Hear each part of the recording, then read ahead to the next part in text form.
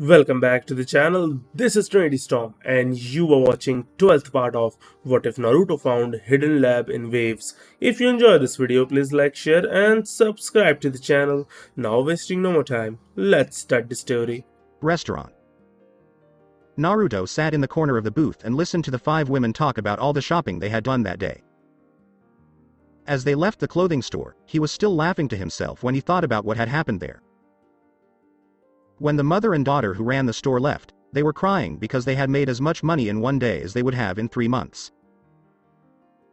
He then looked at Tenten, who had taken what he had said to heart and let Ino give her a new hairstyle and let her buns down. With a few braids, her brown hair now frames her face and falls to her shoulders. Ino and Tenten were both listening to Anko's stories. Naruto then looked to his left and saw a young woman trying to stop her crying baby from crying. He got up and walked over to her and asked, "Do you mind if I try it?" When the mother sees him, she says, "If you believe you can." "I've been trying for a day, but she keeps going." When the baby was put in his arms, she stopped crying, laughed, and reached for his face, which surprised everyone else. When Tsunade sees this, he says, "It looks like you have the magic touch with kids, brat." When he looks at her, Naruto says, "What can I say? I guess it's just my charm." When Ino laughs, he says, "I can still remember what he did to my cousin's new baby when he did that. No matter what anyone in our family did, she would not stop crying." After 3 days of her crying, we all went out the back door to get away from her. Okay, she was still crying, but then all of a sudden she stopped. We all ran back inside to find out what had happened, and lo and behold, Naruto was sitting in a rocking chair with her in his arms, doing the same thing this baby is doing, reaching out and laughing at him. And as for it being your charm, Naruto-kun, I'll just remind you of what I told you when you did it the first time and every time after that. Now, babies laugh at you because you look funny. When everyone hears this, even people sitting at other tables, they all start to laugh. Naruto sat back down after giving the baby back to her mother. He chose to ignore Ino and Anko, who were still laughing to themselves. Shizune says with a small smile, "It's nice to see a young boy so interested in kids, and he seems to know how to deal with them naturally." Naruto replies, "I've always known how to deal with kids well. Since I didn't have a real family when I was growing up, I always look at other people and think about what it would be like to have a family like the ones they have. It must have been hard not knowing who your family was," Tsunade says as she looks down. "You're right, it was hard," Naruto says with a nod. He then says, "But you know, there was a time when I think I found out who my family was." He says this while scratching the back of his head and smiling in that silly way that his mother did.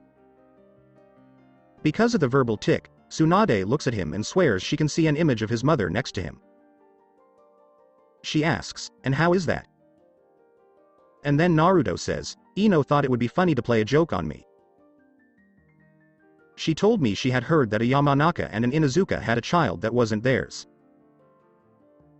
And said that it was likely me because I had blonde hair, whiskers, and teeth that looked like dogs. And when the academy broke for lunch, I ran back to the Inuzuka compound and back to the main house. I talked to Sume and asked if she could do a quick DNA test to check in the form of a blood storage seal, but it turned out to be a lie. The rest of the day, she tried to make me feel better. When Ino looks down, when I got home that night, both of my parents and she were waiting for me, and I think it was the first time my mother ever yelled at me. They put me in my room for a whole month and made me write Naruto an apology letter." Tenten saw that the mood in the room was sad, so she asked Naruto a question she had been meaning to ask for a while. "I've been meaning to ask you how you found that law, by the way. The one that makes men responsible if they cause a woman to become pregnant. I mean, it just doesn't make sense. I mean, why can't a woman just say that a man made her pregnant, fill out a form, and then take his money and use it on herself instead of the baby? I mean, the child doesn't even have to be his for her to take his money." Naruto says, "You are correct if that was the case. I did tell the crowd some of the law, but not all of it. The form starts the process. There is also a DNA test that needs to be done. You should also know that Tobirama Senju was not an idiot. He could see that was also a loophole, so he put in clauses to close it. For example, if it does go through, the woman will have to show every month what she bought with the money. There will also be punishments for any woman who tries to lie about it on purpose. Or, if she brings in fake receipts or buys things and then returns them while still bringing the receipt, she could lose her child and go to jail. They will also be given a caseworker who will check in with the child from time to make sure they are okay. In the law, it is clear that she would get half of his mission pay, and there is another clause that takes this into account. If the woman refuses to work because she doesn't want to, she will get some of the money if the man doesn't want to take care of the child, but she won't get all of it. If she did, she could use it to pay for everything, like rent and utilities, instead of spending it on the child, which is what it was meant for. This would force her to get a job, since the money was meant to take care of the child, not just her. Tsunade takes a drink. Next, she says, "He's right. My great-uncle wasn't a dimwit, and I'm sure he added even more safety features, so that the women can't try that trick." Then Naruto says, "Yes, you're right. That was one of the laws I helped get passed in the Land of Waves, along with a few others." Shizune wants to change the direction of the conversation, so he says, "So, you said that you helped set up an academy in the Land of Waves. Tell us about it, please." Naruto says, "Well, you already know that the academy back in Konoha is mostly about schoolwork and not much about sports. At the academy, the only physical class you can take is taijutsu, along with running in a small physical education class." He then says, "With that in mind, I put more emphasis on the physical side of the new academy." He took a scroll out of his pocket and pulled out a piece of paper. He then gave it to the two women. Then he says, "That's a basic overview of the graduation test for all 13 divisions and all of the new ranks." He says then, "I wanted this academy to prepare the students for what they will face after they graduate. Even getting into the academy is a test of the skills they've learned there, like how to sneak around and how to avoid being caught. Teachers who walk around the school grounds do this. Students have to try to get into the academy without being seen before classes start. I also added that the students should watch out for their teachers being replaced by someone else who looks for small mistakes, like writing with the wrong hand, and so on. The students will also have to be on guard all the time because the teacher could be giving a lecture and then stop, quickly turn around, and throw a training kunai knife at them to see how fast they can react. The taijutsu class is another thing I changed. It doesn't matter what gender you are. Boys will fight girls and girls will fight boys. If they want to be the best in the class, they have to show it. When they leave the academy, boys won't be able to choose not to fight a girl. And the girls will have to learn that just because they are girls, the men won't be nice to them." All 5 of the women nodded their heads when they heard this. He then goes on to talk about some of the other classes he added, like a wilderness survival class where kids are left in the woods for 2 months to learn how to survive. Teachers watch them, but they won't do anything unless something dangerous happens. There is a class for women who are at least 15 years old and want to learn how to seduce men. I also added that there is no chance of graduating early, no matter how strong you are. You either graduate at 12 or 16 years old. And here's something you might both be interested in. I told the leader of the 4th Medical Division, Retsu Unohana, to make sure that each student gets a healthy breakfast and lunch. You can't leave campus for lunch, and you can't bring lunch from home. Each diet is set by the medical division, which also keeps an eye on the students. If a student is too thin, they are given more food to help them gain fat or muscle. And if a student is overweight, the head of the division will put them on a diet. I set this up to stop fangirls from dieting too much. The academy uniform is also a problem. When it was first made, it was only meant to stop fangirls from worrying about fashion instead of their training. But it also served a second purpose. Some families can't afford to send their kids to school in nice clothes, and most of the time bullies pick on those kids because of what they have to wear. Both I and Ino see this happen in our class. There were a few people in our class who had to wear used clothes and got made fun of because of it. Missions are also done differently than they were in Konoha. D-rank missions no longer go to Genin, which I thought was a waste of time and money. Now, Academy students can take care of these missions for a small amount of Ryo or credits that they can use to buy better supplies that their parents can't buy for them. They can also hire a higher-ranking officer to train them for the day if they have enough credits. Tsunade set the paper down, looked at him, and said, "I have one question about the 4th Division of Medicine. How does it work, and how do students get picked to be in it?" Naruto replies, when a student joins the academy, he or she can choose which division to join. So, if they choose to join the medical division, they will learn most of what they need to know to be a medic, along with the basics of fighting. Even though 6-year-olds won't be operating on anyone, they will start to learn about the different parts of the body and how they work. But they won't see a real body until they are 10 or 11, and if they want to be a doctor, they have to go to school until they are 16, no matter how good they are. Another thing about the Land of Waves is that you can't send out a mission without also sending out a medic. When Tsunade heard this, she had a few tears running down her cheeks. She then says, "I've always wanted to do something like that back in Leaf Village, but I could never get it approved." Then Naruto nods his head and says, "I'm glad you agree with me. You should also know that when I open my own academy back home, I would like your help setting it up. When the students come in, I want them to be tested, and anyone who has good chakra control will be put into the medical program. I also want to start a school where regular people can learn to be nurses or doctors. They won't be able to do the hard things that medical ninjas can do. But for what I have planned, if they are willing to put in the time, it should work." Shizune raises an eyebrow and asks, "So, Naruto-kun, what do you have in mind?" Naruto gave a shrug of the shoulders and then said, "I think it's stupid that there is only one hospital in Leaf Village, which is such a big town. I mean, I can see why it was so small when it first opened, but it shouldn't be that way anymore. I want to open a few smaller clinics around the village so that people with minor injuries or illnesses can go straight to one of them instead of having to walk all the way across the village and bother the big one." Inside Tsunade and Shizune's heads.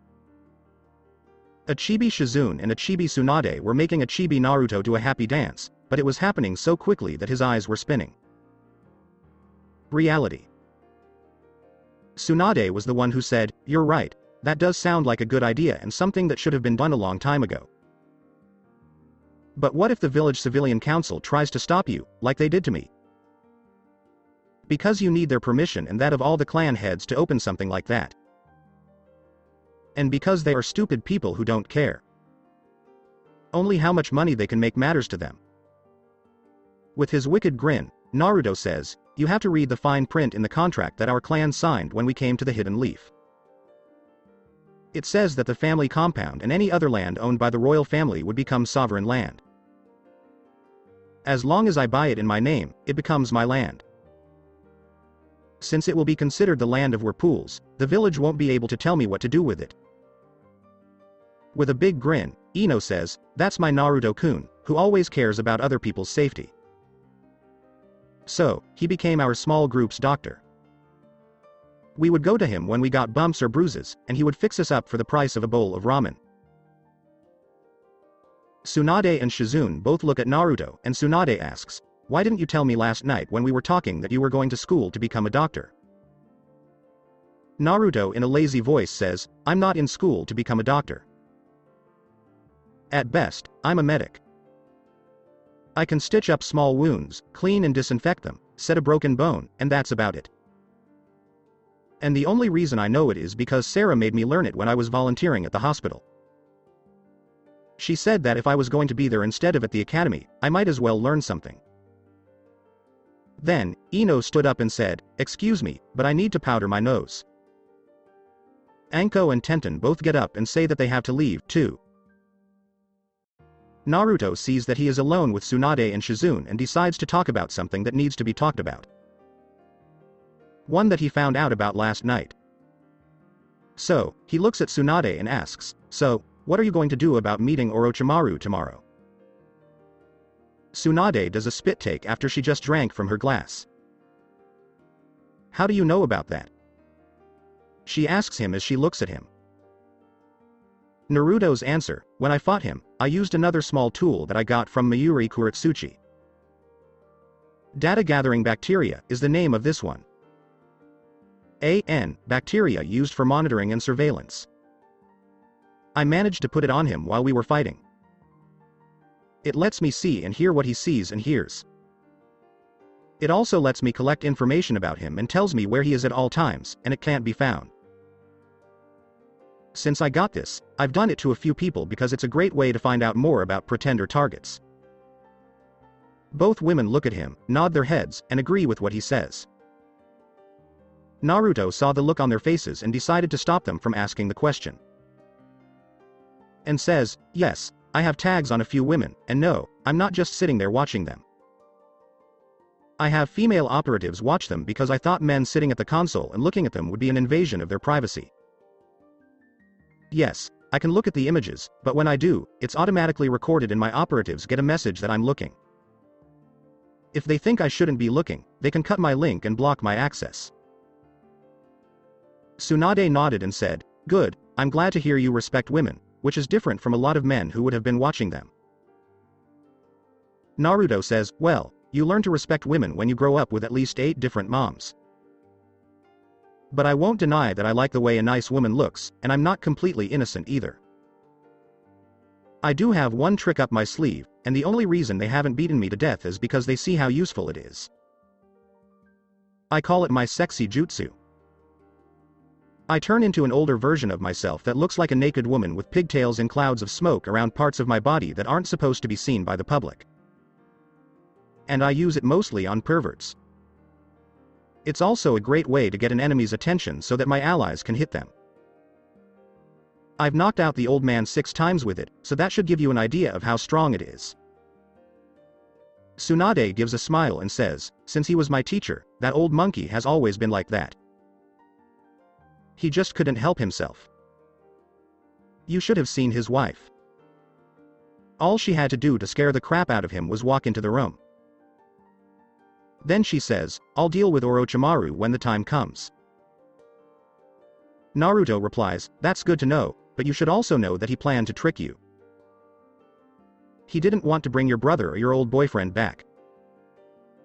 He was just playing on your feelings because he knew you'd do almost anything to see them.' Tsunade just rolled her eyes and said, 'That's just like him.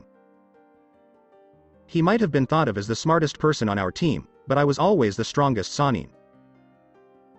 What was Jiraiya, if you were the muscle and he was the brain?' asks Naruto. Tsunade shrugged her shoulders and said, 'The team mascot and punching bag are our pack mule for the team.' All this did was make all 3 of them laugh out loud. As Ino led everyone back to the table, Naruto laughed and said, 'No way, that's another reason why my mom hated tomatoes.' With a big smile on her face, Tsunade says, 'Yes, that's what happened. She was working out when she ran into a big group of skunks and got sprayed. And we had to wash her in tomato juice outside in an inflatable pool. Your dear old dad happened to stop by because she didn't show up for the academy. What made it even funnier was that your mom was completely naked at the time. You couldn't tell if she was red from the tomato juice or from blushing. I called her the rotten tomato and threatened to send her to the battlefield because of the smell, hoping it would make the enemy want to retreat or give up.' Naruto was thinking about how much he could use this to embarrass her, and inside his head he could hear Kurama laughing and saying that he remembers that and how she hid under her blanket for a week and wouldn't come out. Naruto then looks at Tsunade and asks, 'So, can you tell me anything bad about some of the other women who grew up with my mom?' She noticed that he had the same look in his eyes as his mother when they were making plans. Tsunade just made a mean face and said, 'I have dirt on everyone.' When Ino said something, the conversation stopped. 'What about my parents?' When a girl starts dating, she always needs to know something bad about her parents, especially her dad. Orochimaru's hidden base. When Kabuto walks into the main lab, Orochimaru is already there. He says then, "I'm sorry, Lord Orochimaru, but the last test results came back negative, and it looks like whatever virus Naruto gave you is still in your body. Since none of my tests have failed, maybe Lady Tsunade will be able to help when we finally get her to look at it." Orochimaru knocks everything off the lab table with his left arm and then asks, "How did that brat make a virus that we can't get rid of?" Kabuto replies, "I don't know how this could have happened. Naruto seems to be smarter than we thought. This is clear from how powerful he was in the third stage and during the invasion. Due to his new skills, it's clear that he's a lot smarter than we thought. It's clear that the hidden leaf told him to stay hidden and hide his true abilities by being at the bottom of his class. He says then, maybe we should try to get him to join us. He would be a great ally, and if we could figure out what his new skills are, they could help us." Orochimaru said, "I've already tried. Because of my former sensei, he's too loyal to his village." Orochimaru then crosses his arms and says, "Let's hope my former teammate can get rid of this virus. If not, we might have to change all our plans." Then he says, "Just in case she doesn't want to help, I want you to tell Jugo and Gurren to go back to the base right away. We'll be taking them with us when we meet her tomorrow as extra security. My former teammate isn't known for her patience and has a reputation for being violent, and since my power isn't at full strength right now, it would be smart to have extra." With a shocked expression, Kabuto asks, "Are you sure you want me to call Jugo?" Orochimaru's eyes get narrow and he says, "Are you asking me a question?" "No, Lord Orochimaru," Kabuto says as he starts to sweat. That night in a luxury suite. When Tsunade looks at the door, she sees Naruto and Shizune walking through it. She can see Shizune's big, happy smile right away. She then decides to use her Uzumaki blood, which she rarely did. Since it had been a long time since she had teased her apprentice, she thought this would be a good time to show her new cousin that he wasn't the only prankster in the family. Tsunade puts on an evil grin and says, "From the look on your face, I'm guessing that whatever you two were doing was pretty fun. I hope you both remembered to protect yourselves." Turning to look at Naruto, she says, "If you knocked her up, you better take responsibility." As she watches how the two react, her face changes into a pure evil expression. Shizune's face had turned a shade of red that Hanata would have been proud of, and she yelled, "Lady Tsunade, he is 12 years old, and I'm old enough to be his mother. How could you ask such a question?"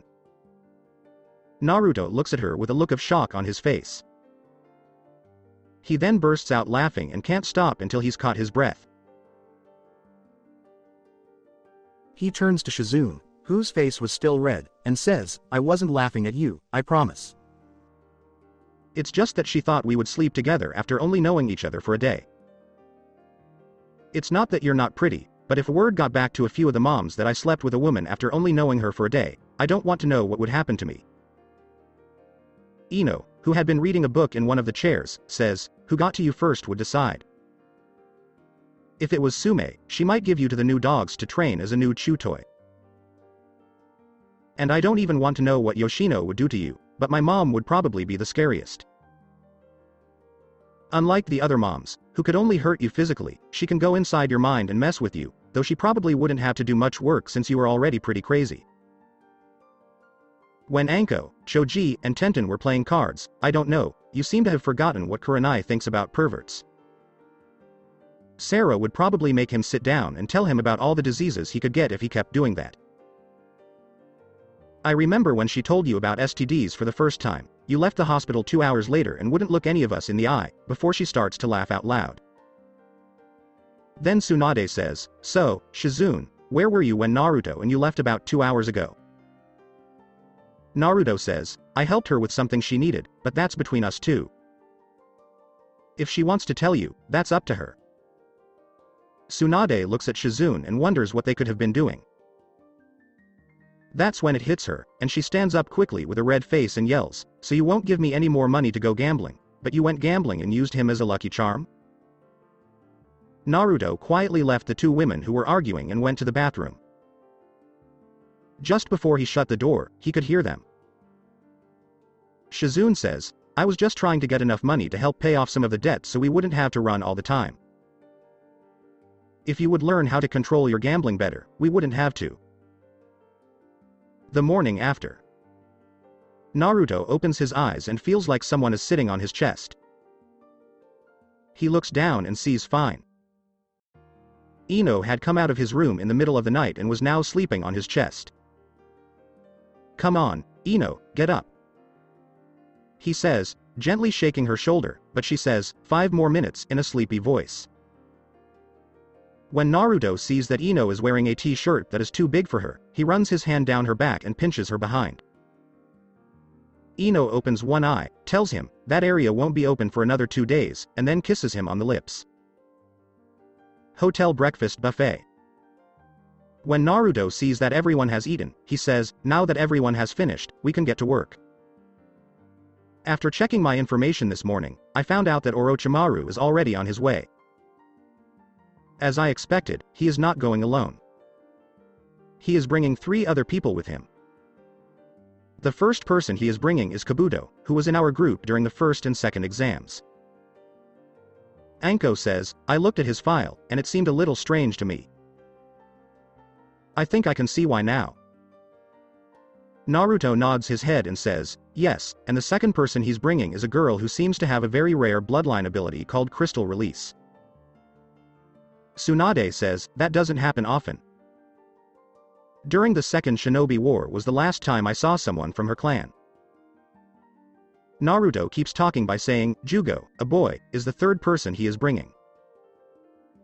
From what I know, I can say for sure that he will be one of the hardest to deal with. He has a skill called senjutsu that lets him take in natural energy. He can use it to change parts of his body to make himself stronger. He will be like a walking sage, but as far as I can tell, he can't actually go into sage mode, and using this ability makes him more angry. Naruto says, I've come up with a plan to set a trap for him since he doesn't know we're here based on all the information I've been given. I'll put up a wall to hide us, and when it's time to leave, I'll take it down. He looks to his left and tells Tenten, you and Ino are going to fight Gurren. With your powerful bow and arrows, you should be able to easily break the crystal. Ino's new strong legs and speed should also be enough. He then looks at Choji and says, you will be fighting Jugo. He may be fast, but you have a new advantage over him. He wouldn't expect you to be able to change your arm, and your family's powers should be enough to hold him. He then looks at Shizune and Anko, both of you will fight Kabuto. I chose you both because one of you was trained by his master and the other is also an experienced medical user. 2 people gave him a nod of the head. Naruto looks at Tsunade and says, so, you and I will have to fight Orochimaru. I noticed in my last fight that making him angry makes him make mistakes, so I'm going to use this strategy again. Hopefully, it will give you the edge you need to hit him. And he won't be able to use all of his chakra without feeling pain. Tsunade looks at Anko and says, make sure to include this in your report. By putting these teams together, he is being smart. Anko nods and says, it's already in my mission report from earlier in the mission, but I'll add this as well. On the edge of the city. Both Tsunade and Shizune are waiting for Orochimaru to come out. Shizune agreed to their plan and looked at her master and asked, are you sure this is a good idea, Lady Tsunade? Tsunade had to stop herself from laughing. She put on a serious face and said, do not question me. Then he says, I thought you, of all people, would want to see your uncle again, but if that's how you want to feel, you can leave and go back to that sad village that will only betray you when you least expect it. Now they can both hear it, kukuku my oh my Tsunade.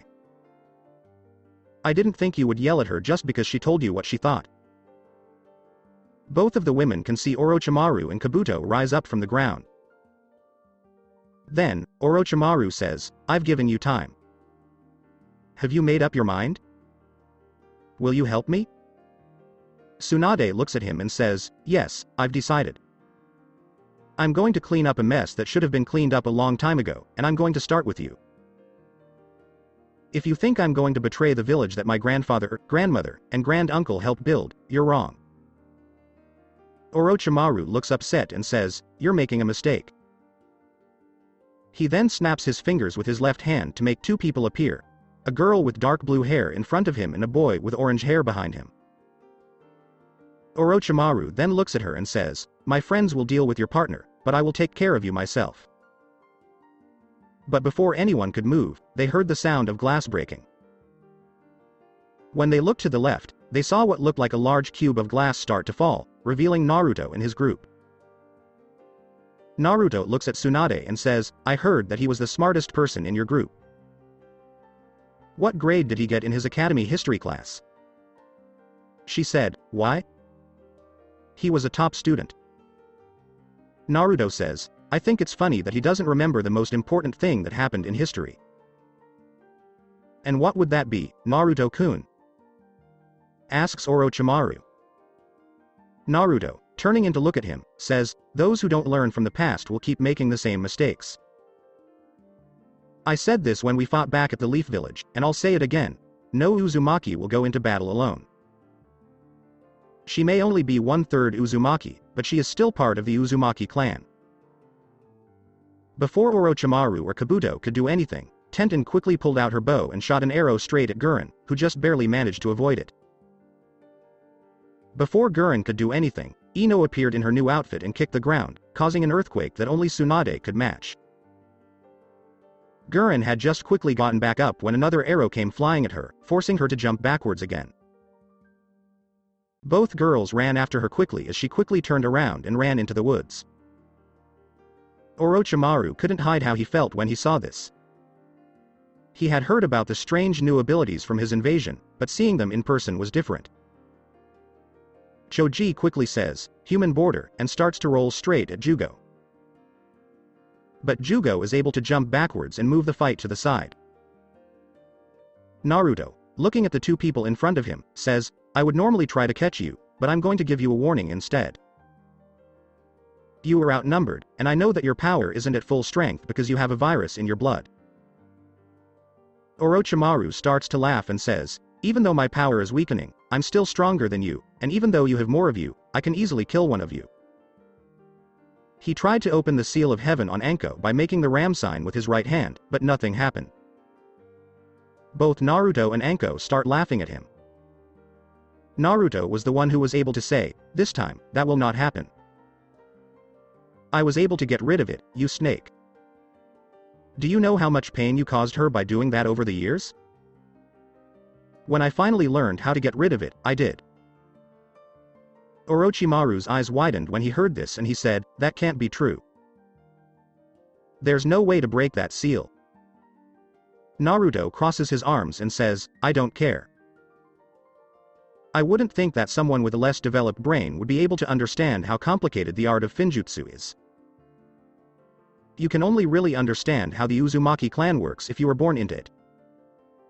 Inside Tsunade's head, a small version of Tsunade was laughing and pointing at a small version of Orochimaru who was sitting on a three-legged stool and wearing a dunce cap. Reality. Anko and Tsunade both had big smiles on their faces when they saw Orochimaru's angry face. Then Kabuto dashes forward and throws a right hook with a handful of chakra, but Anko hits him in the chest with a punch, sending him flying backwards. Anko and Shizune were right behind them. Naruto and Tsunade vs Orochimaru Pav. Naruto grabbed the handle of his tanto from behind his back. He then said, "Wash them away, Lunetta," and in a flash of light, Tsunade saw him holding his butterfly swords for the first time. It wasn't a big surprise to see the shock on her face. Orochimaru, who had been through this before, took a defensive stance right away. Then he says, "I'm ready for your little tricks this time." He then looks at Tsunade and says, "Did she tell you about her little blood problem?" As he slowly bites his right pointer finger, making blood come out. Tsunade, who has a fear of blood, started to freak out when she saw the blood. Slowly, she starts having memories of her brother, her ex-boyfriend, and everyone else who died in the wars. When Naruto saw that she was frozen in fear, he made a decision. He knew from all the times he had worked in the hospital and what Sarah had told him that there were only a few ways to get someone out of this state. He decides to use one of the best and easiest ways to get her out of it. So, he reaches out and slaps her across the face with his hand and says, "Get over it. You are a doctor. It's part of your job to see blood." He then says, "More people will die if we don't stop him." He says then, "Your brother and boyfriend would not want to see how scared you have become. From what I know, they were both glad that you were a doctor and always willing to help people. You are making them look bad by acting like this and hiding away like this." Tsunade, who was stunned by the slap, looks at him and says, "After this is over, you and I are going to have a long talk about how you hit me." She then straightens up and pushes him away. Inside his head, he can hear Kurama laughing at him and telling him he's going to turn into paste. When they heard Orochimaru say, "Wind style, wind dragon," Naruto didn't have time to argue. Suddenly, the wind around him started to form a dragon. The dragon was at least 20 feet long and looked like a big snake. As it flew toward them, Tsunade sent her chakra to her right foot and stomped on the ground, causing an earthquake and sending a big piece of the ground up to make a barrier against the attack. As soon as the wind stopped blowing, Tsunade ran at him and attacked him with her own style of taijutsu.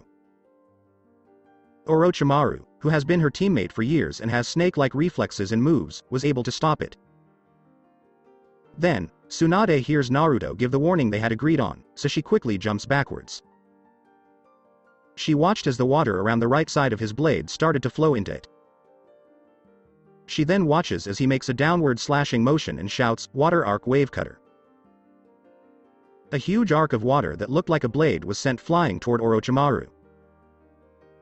Orochimaru already knew this was going to happen, so he was able to avoid it by making a switch. But he didn't have much time because Tsunade attacked him again and Naruto tried to cut him again, but it was harder this time because he knew what would happen if he got cut. Ino and Tenten vs Gurren Pav. Both of Gurren's kunoichi from Leaf Village had followed him through a break in the forest. Gurren quickly turned around, made crystal shuriken, and threw them at her enemies. But before they could even get halfway there, what looked like chakra arrows shot them out of the sky. Then all of a sudden, she realized she was in a shadow. When she looked up, she saw the blonde girl from before jump backwards, and when she hit the ground, she made a crater and a small earthquake. Gurren quickly made another set of hand signs and said, "Crystal style crystal prism." Pink crystals shot up from the ground and quickly formed a snow globe around her. She then made a pair of crystal daggers, but then she saw the blonde girl walk up to the outside of the dome. She gives it a strong kick with her right foot, as if she were kicking in a door. Luckily, it didn't break this time, but it did make a lot of spider cracks all over the area. She quickly gave it a second kick, which this time punched a hole in it and caused the dome to fall. Gurren was starting to feel scared as she ran toward Ino. She then threw one of the daggers, but an arrow broke it again. When she looks at the tree line, she can see her second pursuer hiding in the tree. She lost track of her blonde-haired opponent, which cost her when a kick sent her flying back and she hit a big rock, only to find out it was a crystal clone. Gurren, who had used the crystal clone to draw attention away from herself, was able to run away when she realized she was outnumbered and outpowered. No one had ever been able to break her crystal weapons in this way before, and since it was her only useful skill, she decided to leave. Orochimaru hadn't said anything about having to fight someone this strong. She then decided to go back to the base and hope that when he found out, he wouldn't kill her. Choji vs Jugo Pav. The match between Choji and his opponent was going well. His opponent didn't want to fight at first, so he asked him to stop. Choji said that he didn't want to fight either, but that he had to protect his friends. And as soon as the battle began, he saw that Jugo could take all the damage that was done to him. Choji watched as Jugo got back up, but this time he saw that something was different. The boy's skin was getting grayer, so he started to laugh. Slowly, his right arm started to change and his wrist turned into an axe. When Choji saw this, he looked at him and said, "You're not the only one who can do that." He then switched arms. Jugo couldn't believe what he was seeing as he watched Choji's newly formed arm start to make energy in his fist. Choji looks at his hand, but something seems different this time. Then he noticed that the extension on his shoulder had opened up and was also storing spiritual energy. He then remembered what Naruto had told him about his attacks, that his power would grow when he was willing to protect people he cared about, and that calling out its name would make it stronger for reasons he didn't understand. Choji looked at Jugo and saw that he had a blank look on his face. Suddenly, he hears his teammate Ino say, "I don't know how long I'll be able to hold him, so do whatever you're going to do quickly." Choji then pulls his arm back and throws his punch forward. He hears the name of the attack in his head, so he says, "El Directo, A.N., one strike of the giant." Compared to the last time he used it, this one seems to be much stronger. The huge blast hit him right in the face, and when the light finally went out, there was a large trench all over the field, but Jugo was nowhere to be seen. From the line of trees to his right, Ino and Tenten walk up. Tenten looks at Choji's arm and says with a small smile, "Talk about packing a punch." Tenten and Choji then start to laugh, while Ino just slapped her face while she talks. Uzumaki can't stop making bad puns, and it's getting out of hand. Now it's her turn. Naruto and Tsunade vs Orochimaru Pav. Tsunade is getting very angry because she couldn't hit her old teammate. Even though Naruto was using one of his swords to change the amount of gravity around them, Orochimaru was still able to avoid getting hit or cut. This showed that he had learned from the last time they fought. A loud scream stopped the fight between the three people. Taking a look at where Anko and Shizune are going. They watch as Shizune falls to the ground with her left arm still attached. It looks like Kabuto was using the scalpel technique and managed to cut off Shizune's arm. Then, Orochimaru turns to Tsunade and says, "Well, it's too bad Jiraiya couldn't be here for this battle. What do you say, Tsunade? Let's finish this once and for all." "You took the words right out of my mouth," Tsunade said. Seeing her apprentice hurt so badly had made her even more angry. Then, both Sannin make hand signs and say, "Summoning Jutsu."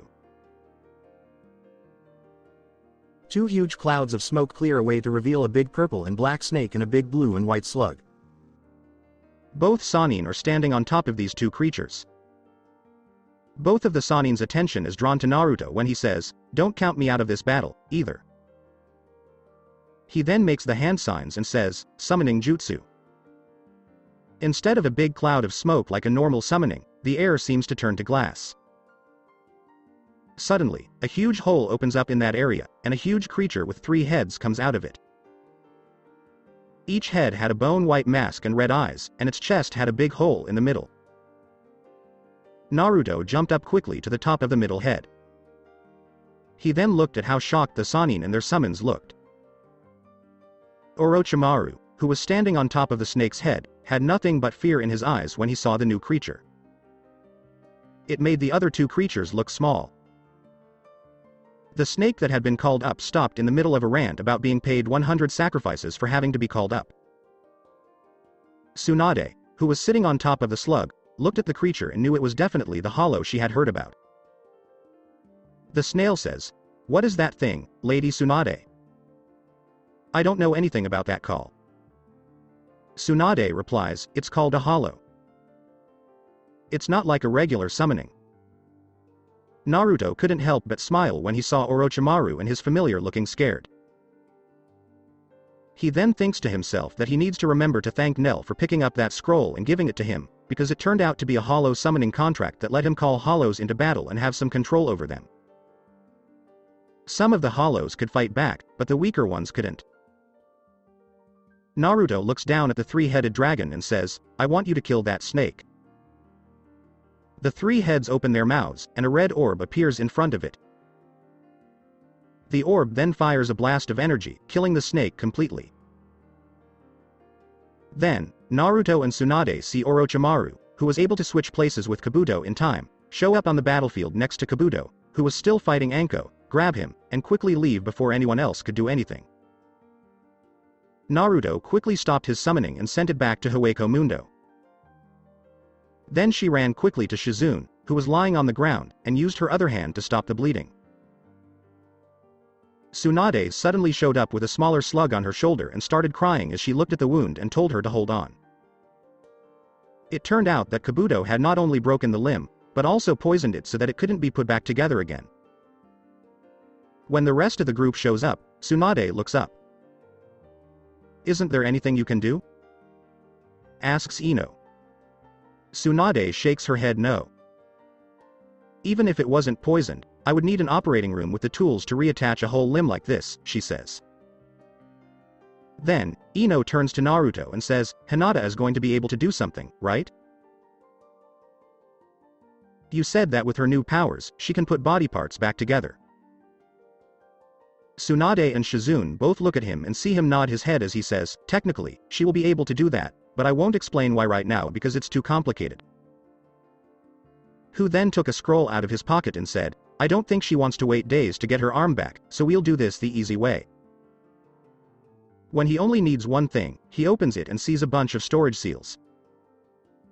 He quickly looks through them and then pulls out a medical vial with a greenish liquid in a syringe. Naruto looks at Shizune and says, "It's called Hojiku Zai, flesh-mending drug. It is a serum that can make limbs grow back when injected, but I need your and Tsunade's permission to give it to you because you are the patient and she is the head doctor." When both women give him the okay, he smiles because he is following hospital rules. Naruto quickly put it on, and then he looked at her and said, "This will be painful. Would you rather I give it to you or have Tsunade do it?" Tsunade spoke up and said, "I think I should do it as a leading medic." Naruto said, "That's fine." He then gave her the medicine and said, "Inject it at the bottom of the wound." People who were watching were shocked when, almost immediately after the injection, a whole arm popped out of the wound. Tsunade and Naruto then spent a few minutes making sure everyone else was okay and treating their wounds if they needed it. Shizune had offered to help, but both of them told her to sit down and be quiet. This made her sit on the ground with her legs crossed and pout like a child. After everyone had looked around, Tsunade turned to the rest of the group and said, "I am now in charge of this mission as your highest-ranking officer. We'll go back to the Leaf Village as soon as we wake up in the morning." The group nods and says, "Yes, ma'am." Tsunade then walks up to Naruto, gives him a hug, and says, "Thank you for helping Shizune. I don't know what would have happened to me if I had lost my arm." But instead of letting go of the hug, she said, "Now we have to deal with the fact that you slapped me." Before anyone could say anything, she grabbed the back of his underwear and pulled it up, lifting him off the ground. She looks around and finds a low branch of a tree with a tree limb hanging from it. She walks over to the branch and hangs him from it by his underwear. She then reaches into his pocket and pulls out one of his scrolls. With a wicked grin on her face, she says, "Thank you for the gambling loan." She then turns around and walks away, leaving him hanging there. Naruto tries to get help to get down, but Anko and everyone else are all laughing and lying on the ground. He then thinks to himself, "At least she only took the small one. When we get back to the village, I'll get even with her." Omake Asuma's Punishment Part 3. Asuma was getting ready in his apartment for dinner with Kurenai. He was in the shower when he thought he heard noises outside. But then he remembered that he had left the radio on, so he didn't pay much attention to it. He was going to cook her a dinner at his apartment. After a few seconds, he hears the doorbell ring. When he got to the door, he opened it and saw his girlfriend standing there. He then asked her to come in. When Kurenai heard that Hanata had gotten a job as an apprentice at the hospital, it made his day. Asuma had just taken her coat and was about to lead her into the dining room when someone knocked on his door. He says this with a small smile on his face, "Go into the dining room. I'll only be a moment." When he opened the door, he saw a delivery man dressed like a waiter with 14 boxes of takeout. Asuma looks at the delivery man and asks, "Can I help you?" The package guy says, "Good evening, sir. I have 14 orders of large house special ramen for you to pick up. Without the tip, that will cost 2,800 ryo." Asuma started to feel scared when he said he didn't order that and that the man must have the wrong address. The delivery man took out a piece of paper and said, "We just got the call about 20 minutes ago, and this is the right address. Saying that you need it fast and are willing to pay twice as much to get it quickly." He quickly hands over the money and takes the packages because he doesn't want to fight. Asuma had just set the boxes down on the kitchen counter when the doorbell rang again. As soon as he gets to the door, he opens it and sees another delivery person. This one seemed to be from a bakery. The girl who was standing at his door was wearing a hat that looked like a cupcake. She says it with a big smile on her face, "Hello, sir. I got your order of 3 dozen cupcakes with orange frosting here." She then pulls out a receipt and says, "That'll be 480 ryo." Asuma pays her quickly and shuts the door. Kurenai decided to peek into the kitchen. When he saw all the packages, he asked, "Why are you ordering so much takeout?" Asuma quickly looked at his phone to see who had called him most recently. Before he could answer her, the doorbell rang again. When Kurenai saw that he was scared, he said, "I'll get it." When Kurenai opens the door, she sees 4 men standing in front of her.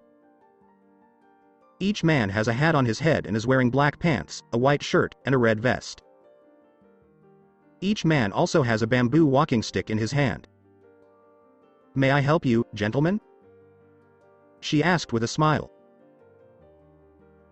The first one says, "Good evening, madam.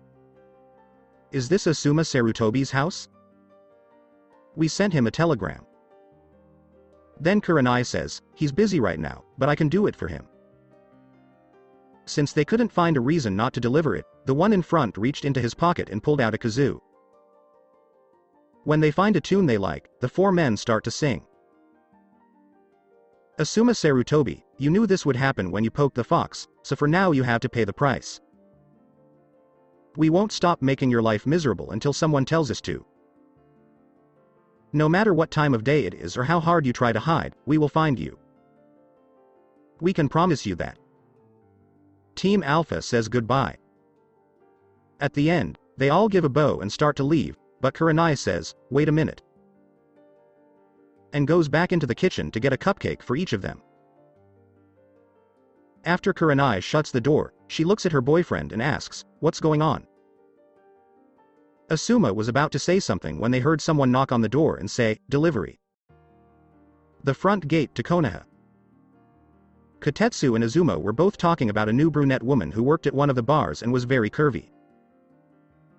But their talk was cut short when they heard Ino say, "I can't believe you really bought those animals, Naruto-kun."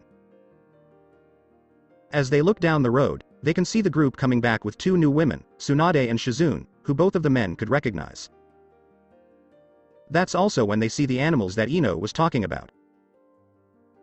Anko seems to be holding a baby brown bear, and Tsunade is holding a baby lion. Naruto looks at Ino and asks, "But what was I supposed to do, Ino-chan? Leave them where they are?"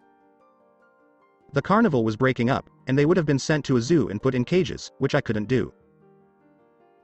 Ino asks Tenten for help, but when she looks over, she sees that she is making baby faces at the baby bear and tickling its tummy. She then sees that Tsunade is doing the same thing for the baby lion. "You just had to see that poster, didn't you?" she asks Shizune, who is walking next to her with Tenten. This makes Shizune's face turn red. As the group stops at the gate, Azuma crosses his arms and looks at Naruto, saying, "Why couldn't you have let her flatten you like a pancake, Naruto, so I could have won the betting pool?" Naruto's eyes get narrow and he asks, "What are you talking about? What betting pool are you talking about, and are you saying you bet against me?" As soon as he said this, Azuma started to sweat and nervously look around, saying, "Well, as you can see, it was all Amy-chan. She started it all, so it was all her fault." Naruto looks at Kotetsu and says, "What about you?" in an angry tone. Kotetsu said with a big grin, "There was no way I was going to bet against you after you took all of my money at the poker game the last time, so I was sure you could bring her back safely." After everyone signed in and started walking in, Naruto turned around and told Izumo, "I'll deal with you later." As soon as they are out of earshot, Kotetsu turns to Izumo and says, "If I were you, I would make sure to ask for an S-rank mission for at least a couple of months. Most likely, it would be safer for you. Area with shops. Has the village changed much, Lady Tsunade?" asks Tenten as he looks at Tsunade. "It doesn't look like it's changed much," Tsunade says as she shakes her head. "A few new stores are open, but that's about it. And even though I don't want to be here, it's nice to be able to go home." As the group moved, they would sometimes run into someone who knew Tsunade, forcing them to stop. Shizune can see that Naruto is upset, so she asks him, "What's wrong, Naruto-kun?" Naruto replied, "I'm just waiting for the disturbance to happen. Every time I try to walk through the village lately, something comes along and..." But before he could finish, a group of teenagers walking by saw an old woman carrying 2 big bags of groceries fall to the ground. They started laughing and pointing at her. One of them said, "Hey, guys, this is why these old hags should stay outside. They're just in the way." He then stepped on her cabbage on purpose, breaking it. Then they laugh and walk away. Before anyone else in the group could do anything, 3 younger kids, 2 girls and a boy who had been reading magazines at a newsstand, ran over to help the old woman while the boy picked up her groceries. When Tsunade sees the Uzumaki clan symbol on their shoulders, she has a big smile on her face.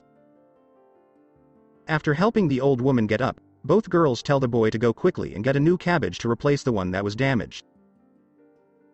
Before the woman could say anything, the boy was already running to the store. Tsunade looked at Naruto and said, "My grandmother would be so proud of you for teaching these kids about her family's true spirit." She then notices how Shizune, Ino, Tenten, and Choji are looking at her, so she says, "The true spirit of the family is to always be ready to help anyone who needs it." Ino wraps her arms around Naruto and says, "That's my boyfriend for you." She then kisses him on the lips and says, "Now can we finish this mission? I have to get home and tell my mom about my new boyfriend." With a wicked grin on her face, she looks at him and says, "If I were you, I'd put a knife under your pillow tonight in case my dad decides to pay you a visit." Naruto just rolls his eyes and says, "Great, now I have a dad who is too worried about me coming after me." As if I didn't have enough to do already, which made all the women laugh at him. After Tsunade and Shizune gave the old woman a quick check to make sure she wasn't hurt, they kept going. Hokage Tower.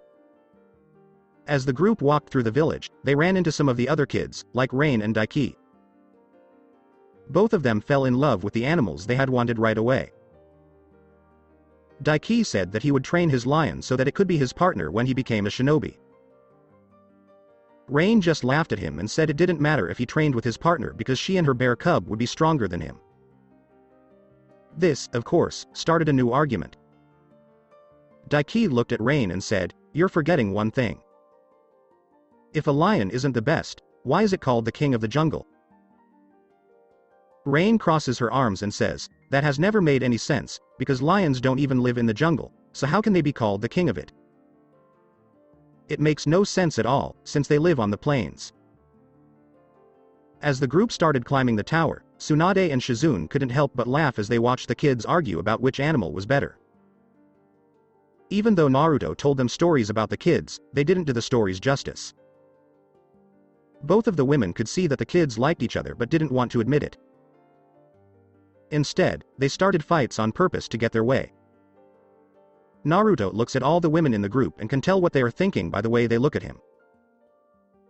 He pays special attention to Ino because he knows from her mother and her hobby that she likes to try to set people up. Inside Naruto's head, Achibi Ino and all the other women in her family group, which now included Achibi Tsunade and Achibi Shizune, were standing around a dark table with dozens of candles and a lot of papers that looked like photos of both boys and girls scattered across it. Just as she was about to say something, the door opened and the light came on. Standing there was Chibi Naruto, who looked shocked when he saw a big banner above them that said, Royal Secret Society of Matchmaking. And under this banner is what looks like a list of the top 10 most eligible bachelors, with his name on it. When he saw this, he slowly moved away and quickly shut the door. Reality. When they finally got to the top floor, the group walked up to Amy, who had just looked up from some papers. "Welcome back, Naruto-kun," she says with a small smile. "I see you finished what you set out to do." "Don't act innocent around me," says Naruto, crossing his arms. "I know all about the pool you set up for betting. I had a fun morning, and when I got to the gate, Azuma had given you up, so you know I'll get you back for that." Amy shakes her head no and says, "No, you can't." She then reaches into the top drawer of her desk and pulls out a piece of paper, saying, "I got this piece of paper from you for my birthday last year that says I can't be pranked for the next 3 months. Everyone in the group laughs at his face because of this. He then walks up to the door and knocks quickly. When he hears the voice say, "Come in," he opens the door for the women and tells the children to wait outside. Just before he closed the door, he stuck his head out and said, "Oh, and kids, Amy-chan keeps a big bag of candy in the bottom left drawer of her desk." As he closes the door, everyone in the office can hear what sounds like a fight starting, followed by Amy yelling, "Give me back my candy." He then looks around the office and says, "There's more than one way to skin a cat. Even though I couldn't play a joke on her, that doesn't mean she's safe from all of my vengeance." Naruto walks up to Hiruzen's desk, stands in front of it, and says, "Team Naruto is reporting that the mission is done." Hiruzen looks at the boy he used to think of as his grandson. Seeing the man he has become makes him smile. Then he nodded and said, "It looks like you were finally able to complete a mission without anything going wrong. Please give me your report." 1 report later. Naruto finished the report by saying, "So, after driving off Orochimaru and healing all of our wounds, we started to head back the next morning, and that's the end of the mission report." Hiruzen was banging his head on the desk, but everyone could hear him say, one mission, is that too much to ask?" Hiruzen started to rub his head, and then he looked at the boy who was smiling and asked, "Is there anything else I need to know about your mission?" Naruto shakes his head no and then asks, "Can I have another mission?" Hiruzen stands up quickly and says, "No, get out of here. You're just as much a pain as your mother was. I don't know why you Uzumakis can't go on a single mission without something going wrong." Naruto shrugged his shoulders and said, "Okay, old man, you need to learn to relax and not get your blood pressure so high. You're not going to kill yourself." Hiruzen says, "I have high blood pressure because of you." Tsunade was standing off to the side and watching. She couldn't stop laughing as she thought about all the times he had said the same thing about Jiraiya and then Kushina.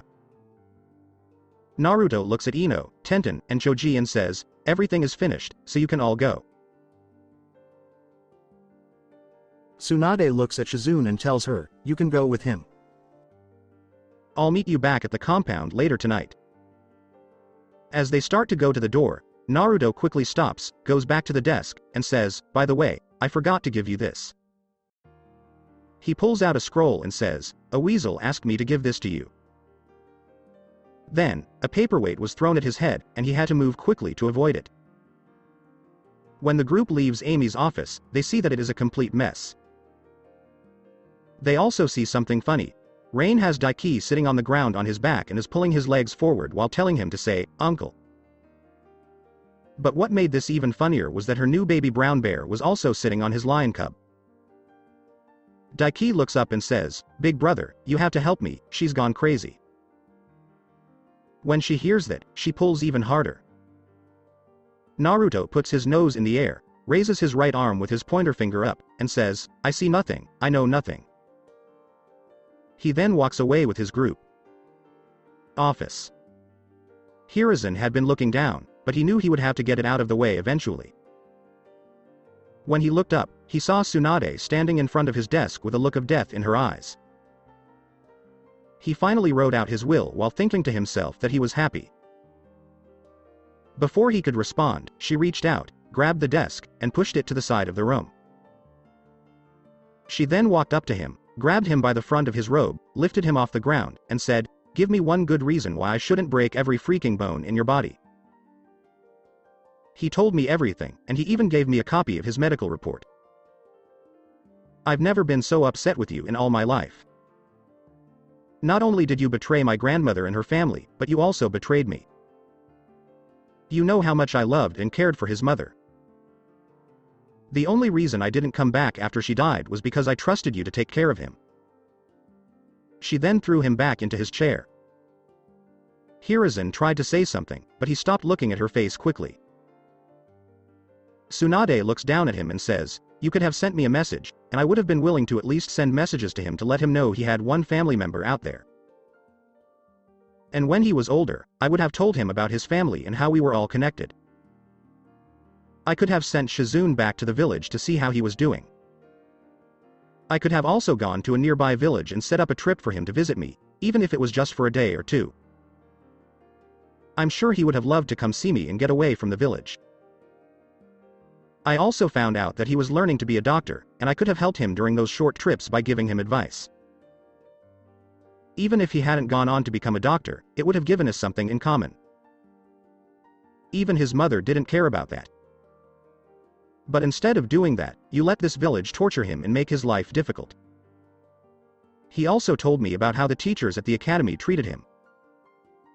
You know for sure that everyone in his family has always had trouble controlling their chakras. We helped his mother work on her control while she was in the academy because she had the same problem. Why didn't you do the same for her son?" Hiruzen just sat there while she tore him apart. Even though he knew everything she said was true, he had forgotten that Kushina had the same problem. He was startled out of his thoughts when she said, "Then you give Jiraiya permission to stop caring about Naruto, and don't give me that nonsense about him having to work on his spy network. I know for sure that he has written 8 books in the last 12 years. He could have written him a letter, but instead he goes to the hot springs to spy on women. He probably didn't want to just spend his time taking care of a young child he couldn't fully train and who would have kept him from doing his research. He probably thought he would come in later in life, so he started treating him like a student and didn't even mention that he was his godfather." Tsunade looks at Hiruzen, who is now looking at every year of his life, and says, "Why did you let the village do it?" Hiruzen says, "By the time I was put back in charge, the elders in the civilian council had almost all of the power. I've been trying to get the power back for the past 12 years, but I'm an old man and it's hard for me to win. Several laws that had been passed at the time made it impossible for me to just take the power back from the village. One of them was that I didn't have as much control over the orphans as I wanted to because they were civilians and therefore under their power. This is one reason why I couldn't help Naruto as much as I wanted to. They made it so that the only people who could control them were the civilian council. That's also one of the reasons I sent him to the academy as soon as I could, because as a student there, he would be under my control." Tsunade says, "I can see that, but why did both of his parents' clan funds go to them instead of the ninja council, like all the other clans?" Hiruzen said, "It was the only way I could find him a place to live after he was kicked out of the orphanage. They said they would take care of them if we ever found other clan members because they thought his last name was just a coincidence." Tsunade turned around and started walking toward the door. She then looked over her shoulder and said, "You better hope I don't find out that they took them for themselves." She then looks at Anko, who hadn't said anything yet, and says, "Let's go find the people who took him in as a child because I want to thank them." Anko nods her head, and then she says, "And here I was hoping to see you beat the crap out of him." Tsunade shakes her head and says, "Trust me, no matter how badly I could beat him, knowing that he betrayed my family is a punishment that is worse than anything I could do to him." As soon as the door shut, Hiruzen looked over at a bookshelf in the corner. There were pictures of both of his teachers and his wife on it, and he was sure that each of them was sad. All he could say was, "I'm so sorry." Naruto and Shizune paused. As they walked back to the compound, Naruto listened to her talk about how things had changed since she lived in the village. Soon, Arisu and Saori stood on either side of the entrance to the compound.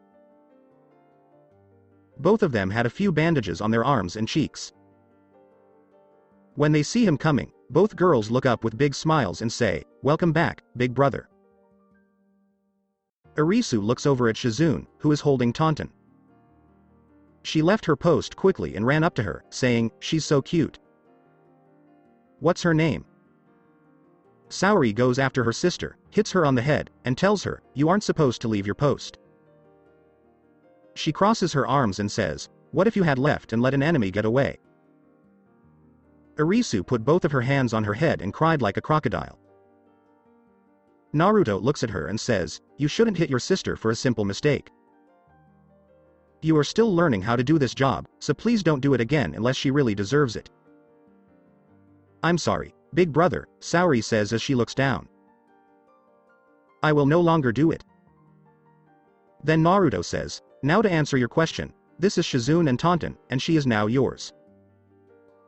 He then looks at her and asks, "Would you rather be a cousin or an auntie?" Shizune says, "I think I'd rather be an aunt," with a smile on her face. Naruto nods and says, "Okay, this is Shizune, your new auntie. You should treat her the same way you treat me." The two girls then both nod their heads and say, "Yes, big brother." Before he goes in, he looks at them and says, "In a little while, there will be another woman here. She is a tall blonde woman wearing a green coat. Her name is Tsunade, and I've given her permission to come in. When she gets here, I want you to show her to me. And just so you know, and I want you to tell all the other kids, this woman who is coming was like a mother to your grandma Kushina, so she will be your great-grandmother." Shizune's eyes were wide as she tried not to laugh as she tried to picture what Tsunade would look like when one of the other kids called her that for the first time. As they walked through the gate, she looked at him and said, "You know she's going to get you for that." Naruto shrugged and said, "That's what she gets for hanging me from a tree by my underwear." Before he could say anything else, a woman with big breasts who could only be Rangaku grabbed him. She put his head on her chest and said, "Welcome back, Naruto-kun." She then tried to rub his whiskers on his cheek, but he hit her hand and said, "Don't touch the whiskers," which made her pout like a child. When they hear laughter coming from the left, they look over and see Akaku, Yumachika, Izuru, and Shohei standing a little ways back. Naruto, who had managed to get away, looks at Izuru and asks, "Were there any problems?" Izuru told the head jester that, "We had a few people try to get into the compound district and try to steal property, like some of the empty homes and businesses. We have them in holding cells, and since we put them there, they haven't stopped complaining or asking to be let out. 4 of them claim to be members of the civilian council of the Hidden Leaf Village." Naruto says to Izuru, "Send a message to Toshiro and tell him to send a team here. I want them to be questioned. I'm interested in everything they've done. I want to know about every wrong thing they have ever done. I'm giving you permission to get people from Division 2 to help. If they try to say that the laws of the Land of Fire protect them, tell them that as soon as they entered my compound, they were no longer in the Land of Fire. My compound and the district have been sovereign ground since the village was founded, and if they try to take the royal family's property here, it could be seen as an act of war, and I will tell the Hokage about it." Izuru bowed and said, "I'll take care of it right away." The group quickly turned around, with Akaku and Yumachika dragging Rangaku behind them. Then Naruto says to Shizune, "Come with me, and I'll show you around the compound." In the next hour, he shows her the whole house while they're walking to the kitchen because some of the other kids have joined them and are complaining that they're hungry. Naruto looks at the boy who was walking next to him and says, "So when the door opened and all the blueberries I had put in a bucket above it fell on him, I told him, there is no reason to feel so blue." Shizune and the other kids all just look at him and shake their heads. Naruto crosses his arms and says, "You should know that all of my jokes are as good as gold." Then, a new voice cut into the conversation, and everyone turned to see who it was. It was Nakara, who said, "You're right, big brother, your jokes are as pure as gold, but it's fool's gold." This made everyone in the group laugh, except for the person who had spoken. Ino's Pav. After breaking off from the group, Ino walks back to her house and enters through the back door into the kitchen. She then walks into the dining room and sees her mother, Yoshino, and Chana drinking tea at the table. She can also see her dad reading the paper in the living room. Inoiki smiles and asks, "How did your mission go, Ino?" "I hope it didn't take too long." Ino said, "It was a typical mission for an Uzumaki, which made all 4 adults laugh." Then she said, "On the first day we were out, we ran into 2 S-rank missing ninjas, Itachi Uchiha and Kisame Hoshigaki. Right away, the 4 adults all look at her. Inoichi was the first one to wake up and ask, 'Tell me what happened.' So, Ino told them what had happened and told them everything they needed to know about the new power of her new boots. Inoichi looks at his daughter with a look of shock on his face before he finally starts laughing. "You called a man who has killed more people than you have probably had hot meals a walking sushi platter, and then you kicked him across the field," he says between laughs. And when he saw her nod her head, he started laughing again. He was able to get up by putting one hand on the table. After Inoiki stops laughing, she says, "Okay, keep going with the story." Then, Ino told Itachi how she and Naruto had talked to him. She then told them that after meeting them, they went to where they knew Tsunade would be. Then, Ino gave a big smile and said, "The first night we were in town, I sneaked into Naruto Hotel Kun's room. We ended up having a nice talk, which led to me becoming his girlfriend." She looks at her mom and says, "I found out that you don't need to worry. Naruto has everything he needs to turn you into a grandmother one day." All 3 moms have big smiles on their faces right away. Inoichi's face suddenly looked like it was made of stone, but before he could say anything, his wife grabbed him by the back of his jacket and threw him out the back door, telling him to go drinking with the men. "We're going to hang out with each other." Before he could leave, Ino opened the door, stuck her head out, and said, "Don't worry, Daddy. I just want you to know that we didn't go all the way, so there's no need for you to go kill him." He was very polite and didn't try to force me to do anything I didn't want to do. Inoichi looked at his house and could hear the women laughing, so he did what his wife told him to do and went to the bar. Rusty Kanai Bar. After dealing with Hiruzen, Tsunade decided to get a drink before going back to the village. Since Naruto has a new rule about not drinking too much in front of the kids, she went to one of her old hangouts. She wasn't happy that she couldn't drink as much as she wanted, but she knows she can get a little carried away. And she sort of got why she shouldn't get drunk in front of the kids because that would be a bad example. As she walks into the bar with Anko, she notices that it hasn't changed much since she was last there. She also sees the older members of the Ino Shika Cho team sitting at a table in the corner. She can hear Inoichi say, "You guys are so lucky to have sons," as she walks up to the table. He then takes a drink and says, "I love my daughter, but ever since she became interested in boys, she's been a pain." As Anko and Tsunade sat down at the table, she said, "Well, that's because daughters are Kami's way of punishing fathers everywhere, since most of them were rebels as teenagers and now they have to watch their daughters go out with boys who are probably worse than they were at that age." Inoichi looks down and says, "That might be true, but at least I know the kid she's chasing right now is a good one." With both of his team members nodding their heads to show that they agreed with him. "I'm surprised he was able to bring you back," Shikaku says to Tsunade. Tsunade takes the bottle from the table and drinks from it. "Well, after what he told me about his childhood and how the village treated him, I really didn't have a choice." She then looks at them and says, "I want to thank you all for what you did for him. He told me that you and your wives were always there for him when he needed help." When a new voice says, "Once we got to know him, it wasn't that hard of a choice," everyone turns to look at Sume, who is walking up to the table.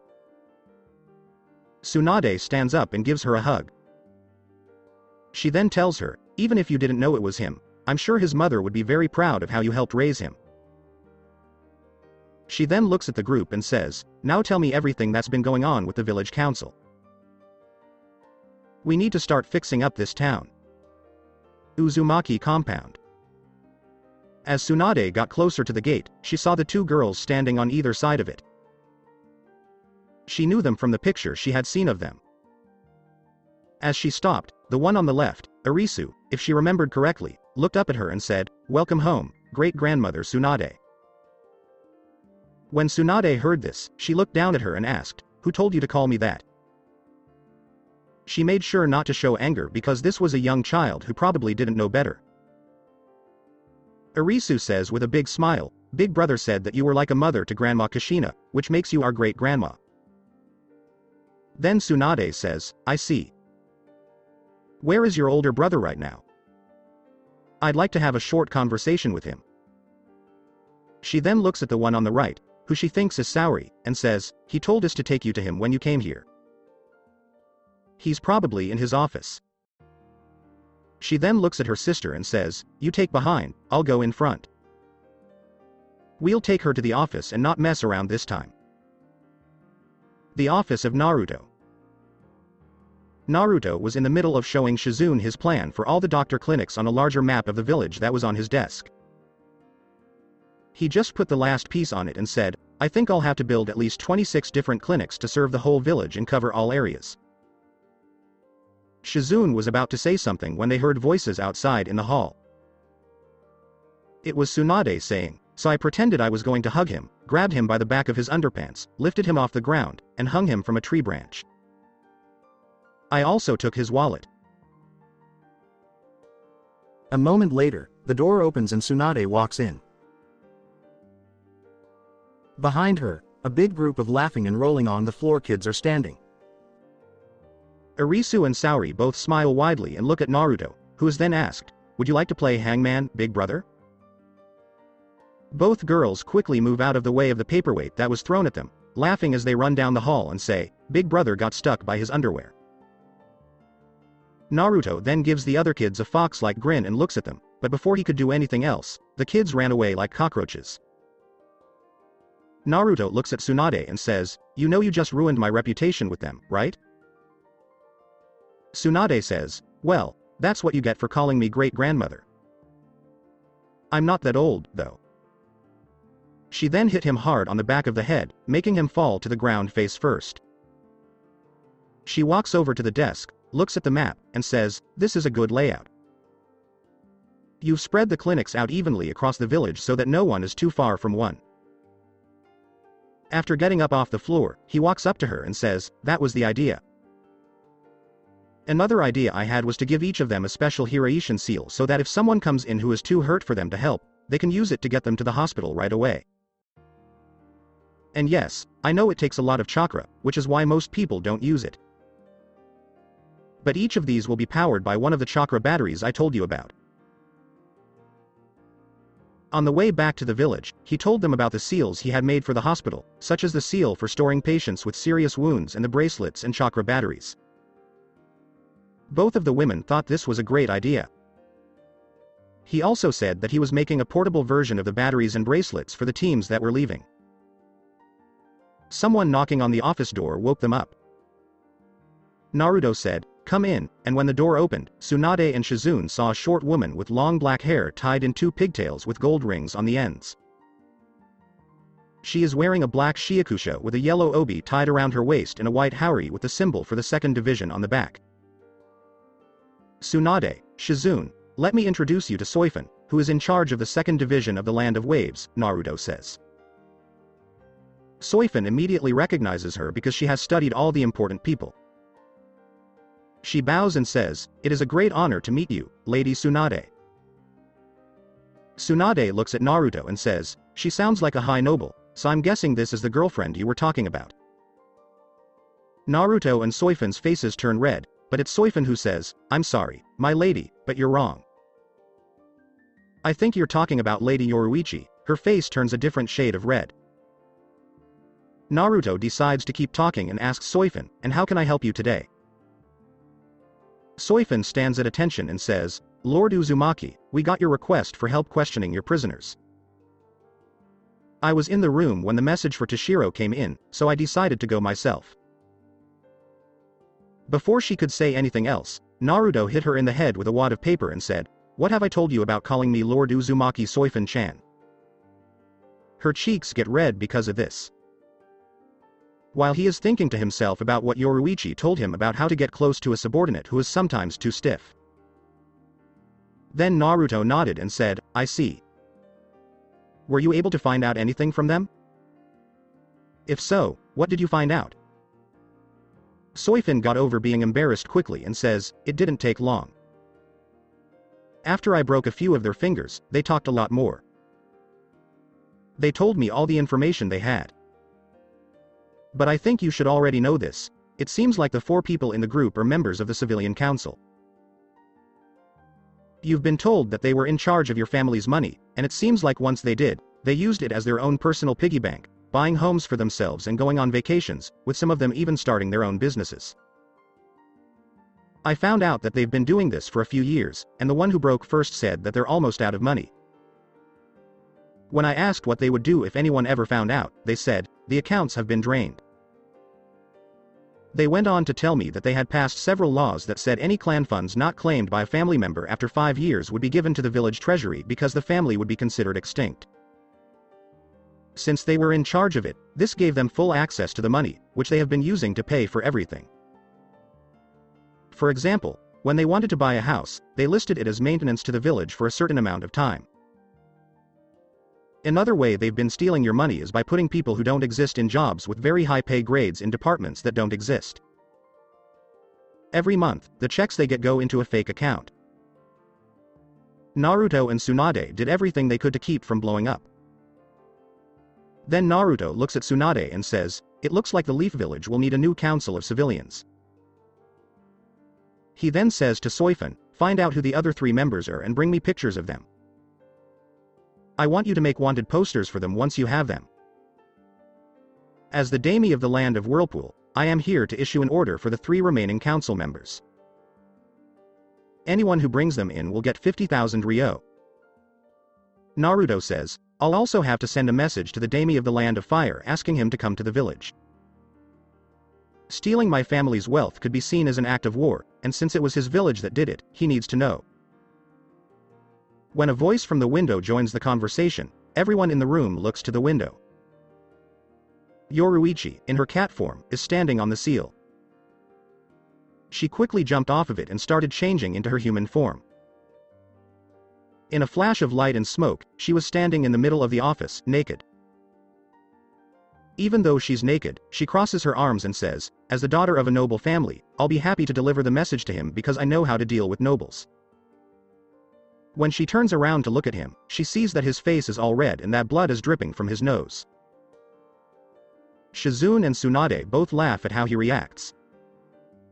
Naruto looks at her and says, what have I told you about changing into your human form? When you do, you're completely naked.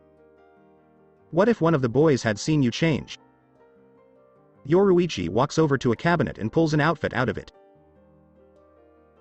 As she dresses, she says, that's why the Kikanshinki, account replacing spirit device, is the Shinigami Women's Association's go-to solution.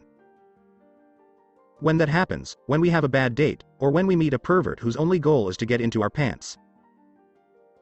Tsunade and Shizune look at each other and then say, do you think we can get one of those? As soon as Yoruichi is done getting dressed, she walks over to Naruto, wraps her arms around his neck, kisses him on the lips, and says, and here I thought you'd want to see me again after we spent that night in your bed. Or maybe you just want to see me sweaty again. You should know that it took me a few days to feel my legs again. Tsunade spoke up and said, so you slept with him, huh, and learned about the legendary stamina of the Uzumaki men. Several of my cousins used to tell me that the strength of the Uzumaki men would spread to that area. We should talk later, because I'd love to hear how you and your partner met. Naruto just throws up his hands and says, I'm not going to deal with this. I'm hungry and going to get dinner. Hallway of a compound. Naruto was walking toward the dining room with his head down as he listened to the 3 women walking behind him. Yoruichi was telling Tsunade about the first time they met in the hot spring incident, which had made Tsunade laugh. Tsunade looks at him and says, technically, she's right. You took off your clothes in front of a noblewoman, which could lead to you getting married.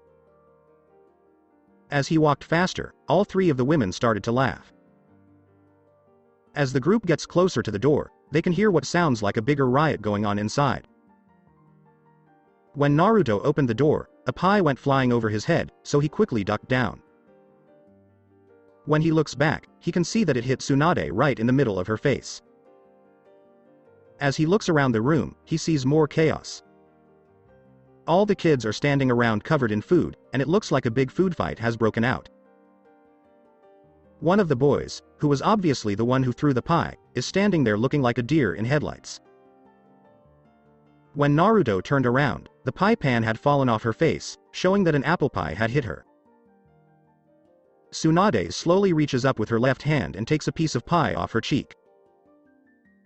She then says, "I like pie as much as the next person, but I'm more of a banana cream than an apple." She then says, "It's nice to see the family traditions are still going strong. I remember quite a few of these from my childhood." She walks past him and into the room, where she walks up to the table and grabs a bowl of mashed potatoes. Everyone in the room watches as she grabs a handful and throws it at the boy, which starts the food fight all over again. Still standing in the doorway, Naruto then pinches his nose and asks, "Why can't any of the women in my family act their age?" When he looks to his left, he sees Shizune smiling one of the biggest smiles. Naruto then notices that not all of the kids are taking part in the food fight. For example, Hanabi was acting like a sports announcer and not eating anything. He then smiles like a fox and thinks, well, if you can't beat them, you might as well join them. He moves quickly to sit next to her and says, "Ladies and gentlemen, welcome to the first new Uzumaki family annual food fight. It looks like it will be a good one. My new little sister Hanabi is sitting next to me. What do you think of the competitors today, Hanabi?" Hanabi starts to laugh and says, "Well, big brother, I see a lot of hopefuls out there on the field, like my big sister Hanata." They both turned to look at the field and saw that she had a bowl of dinner rolls that she was throwing at the kids. "I agree with you on that, my little sister," says Naruto. "She makes good use of those rolls. You could almost say she is on a roll." Hanabi looks at Naruto blankly and says, "Big brother, that joke was so bad that even a skunk would say you stink." She then tells him, "You should just keep pulling pranks and leave jokes and puns to the pros." Naruto was about to say something when the kitchen doors slammed open, revealing Eiko, the head cook, and Amy, one of the head servants and head of the cleaning staff. Both women looked like they were about to kill someone. Eiko puts her hands on her hips, looks at the kids, and asks, "And what do you think you're doing? I did not work behind a hot stove for you to do this, and you can all forget about having dessert for the next week." Amy steps forward and says, "I'm very upset with all of you. My team and I work hard to keep this house clean, and now you've made this big of a mess. You should all go right now to the cupboard and get the cleaning supplies. You will clean this up." Naruto was trying to get away without being seen, but Amy stopped him in his tracks by saying, "And where do you think you're going, Naruto? You may not have been in this fight, but you sat there and watched it, so you are just as responsible. Now go get a mop bucket." She then throws a broom at Tsunade and tells her to clean up. Anko walks in through one of the side doors and says, "You left for 5 minutes and missed all the fun." Later in the evening, Naruto was in his office going over some papers when he heard a small knock on the door, which meant someone wanted to talk to him. Hanata was in her room when she got a message from Naruto that he wanted to talk to her and wanted her to come to his office. Naruto smiled and said, "Thank you, Hanata-chan, for coming so quickly." He then offered her a seat. He looks at her and says, "I want to say sorry. I know I said I would take you out after the test, but I haven't been able to." Hanata smiled and told Naruto, "When you made that promise, you didn't know the responsibilities that were coming. So, I'm happy to wait until things settle down. There's no need to hurry." Naruto lets out a breath and says, "Speaking of responsibilities, I wanted to get this out of the way now before it got out of hand. As you know, I am the head of my 2 families, which means I will have to take part in the Clan Restoration Act, which means I will have to take more than one wife. I wanted to know what you thought about it before we did anything else." Hanata says, I grew up in a big clan, so it was expected of me as the heiress to know all the rules. I was brought up to think that I might become a second wife one day. So, when I found out you had to have more than one wife, it didn't surprise me as much as you might think. I had always wanted you all to myself, but I'm willing to share you with women who love you for who you are and not what you can do for them. Naruto says, so, if I told you that Ino asked me to be one of my girlfriends, would you be okay with that? Hanata laughed a little and said, yes, I wouldn't mind if she came along. She was always nice to me at the academy, and I know that you two grew up together, so it was possible that you could end up with her. She's also a good match for you. He then says, I'm sure you've also seen Anko and Yoruichi. I know it might be weird to have them because they are older than me, but Anko has a hard time trusting guys, and I am one of the few she can count on not to use her. And as for Yoruichi, I think she just wants to settle down, and the fact that our personalities are a good match is a factor. Hanata nods and says, I can understand your reason for Anko. Kurenai has told me a lot about her. And I've seen how Anko looks at you, and I know that she cares about you. My grandmother married my grandfather when she was 15 and he was in his 30s, so love doesn't care how old you are. Then she says, I haven't spent enough time with Yoruichi to know her well enough to say anything about her. Naruto then starts to rub his head and says, I guess that just leaves the last girl I know of who is interested in me. I have been ignoring her advances and acting like I don't notice her. Hanata looks down and says, so you know that Hanabi likes you, and you were waiting to talk to me first. Naruto nodded his head and said, yeah, I didn't think you'd like it if I tried to date your younger sister because of how you feel about me. Hanata then says, we've talked about it, and she does want to be one of your girlfriends. She also knows that you're too young for anything to really happen between you two. And I told her, if you accept her, I'll take her as one of the possible girlfriends. Then Naruto tells Hanata-chan, I promise you, Hanata-chan, I won't do anything to hurt your sister, and I won't touch her in a weird way. Hanata says, I trust you to be careful until she's older, but a small kiss here and there is fine. It wouldn't be fair to her if she saw you kissing all your other girlfriends but not her. Then Naruto says, now that we've gotten that out of the way, I was wondering if you would be willing to become one of my advisors since you said you grew up in a big clan and I could use your help. Hanata quickly says, yes, I'll help you, and I'd be happy to be one of your advisors. Land of Waves happened later that night. Jiraiya had finally found a way onto the island, which surprised him because of how well protected it was. He was hiding in a tree and using a telescope to watch what he knew was the academy. He had watched the students train on the training field, and he had to respect the teacher's ways of teaching. He watched as the students left for the day so that he could try to sneak into the academy to find out more. He really wished he still had his contract with the Toads to call them, because that would have made this a lot easier. Taking one more look through his telescope, he sees that the way is clear, so he puts it in his vest. He has been training as a ninja for decades, so he was able to quickly jump down to the ground to avoid an attack. He watches the branch he was standing on explode as he looks back up at it. Then, he has to quickly move out of the way of another explosion. Jiraiya starts looking around quickly for the person who is hurting him. Then he hears a noise behind him. When he turns around, he sees a man with brown hair, a small goatee, and a black shiakush with a white haori. On top of that, he's wearing a pink kimono with flowers and a straw hat. Jiraiya then looks to his left and sees a second person coming toward him. This person is dressed like the first, but instead of a pink kimono and a straw hat, this person has long, white hair.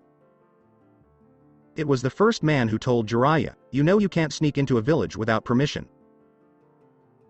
Jiraiya, on the other hand, was trying to figure out how they had gotten the jump on him when he felt someone behind him. He quickly turned around and saw a woman standing behind him.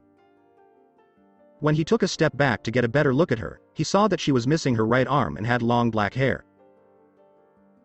She was wearing a white shirt and a red vest, so he could see her chest, which was as big as his teammates. Jiraiya looks at the three of them and says, since you know who I am, why don't you tell me who you are? The first person to say, "My name is Shunsui Kairaku," was the one in the pink kimono. "I'm in charge of the 8th Division." The second man, who has long, white silver hair, says, "My name is Jaishir Yukitaki. I am in charge of the 13th Division."